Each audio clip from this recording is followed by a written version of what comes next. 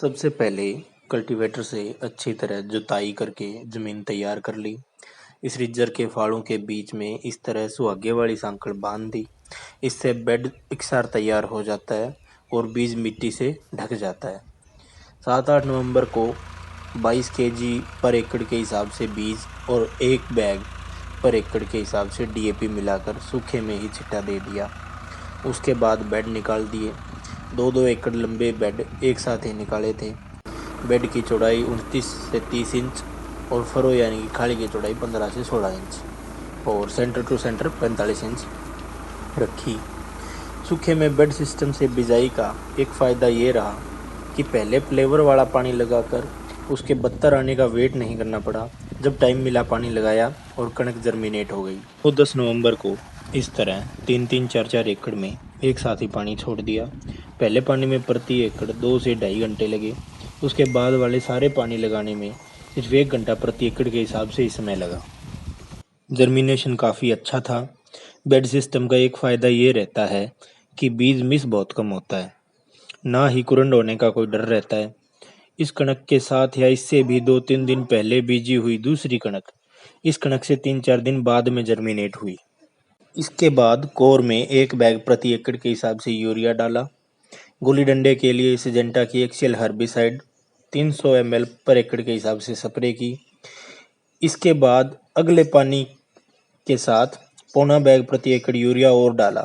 हालांकि उसकी ना तो उस समय ज़रूरत थी और ना ही उसने इतना काम किया, क्योंकि यूरिया देने का टाइम ओवर हो चुका था। दूसरी कणकों से आधी खाद के बावजूद भी बेड वाली कणक का रंग दूसरी कणकों से बहुत ज़्यादा गहरा था और किसी भी समय खाद की कोई भी कमी महसूस नहीं हुई। अगली बार डीएपी की मात्रा आधी और सिर्फ 1-1 केजी यूरिया की सिर्फ 3 बार स्प्रे करने की ही सोच रहा हूँ। पानी नॉर्मल बिजाई के समय के हिसाब से ही दिए। जितने पानी नॉर्मल बिजाई वाली कणक में लगते हैं उतने ही पानी इस कणक में दिए। कोई भी एक्स्ट्रा पानी नहीं दिया। आखिरी पानी 7-8 मार्च को लगाया। उस दिन बहुत तेज हवा चल रही थी, लेकिन फिर भी बेड पर होने की वजह से कणक बिल्कुल भी नहीं गिरी। पानी की लगभग 70% तक की बचत हुई है। कोई भी पेस्टिसाइड, फंगिसाइड या इंसेक्टिसाइड डालने की ज़रूरत ही नहीं पड़ी। लेडी बर्ड बीटल की संख्या इतनी हो गई थी कि उन्होंने चेपा अपने आप ही कंट्रोल कर लिया। दूसरी कणकों के कंपैरिजन में इतनी कम लागत के बावजूद भी हर एक बाल में 90 से 100 दाने थे। दूसरी कणकों से 10-15 दिन पहले पककर तैयार हो गई थी। 2-3 अप्रैल को हार्वेस्टिंग हो जानी थी, मगर 8 अप्रैल को कंबाइन हार्वेस्टर से कटाई करवाई।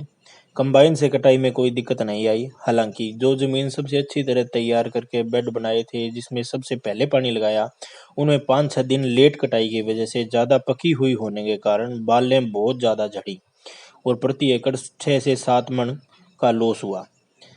20.5 एकड़ में कुल उत्पादन 53 मन यानी कि 21.20 क्विंटल प्रति एकड़ रहा और अगर लॉस को काउंट करें तो 59-60 मन यानी कि 24 क्विंटल पर एकड़ के एवरेज मान सकते हैं। लागत और मेहनत इतनी कम देखते हुए झाड़ काफ़ी अच्छा माना जा सकता है, और वो भी तब जब इस बार मौसम की वजह से सारी ही कणकों का झाड़ 10 से 15 मन प्रति एकड़ कम रहा है। सभी दोस्तों का धन्यवाद। कमेंट करके अपनी राय ज़रूर दें और कोई प्रश्न हो तो अवश्य पूछें।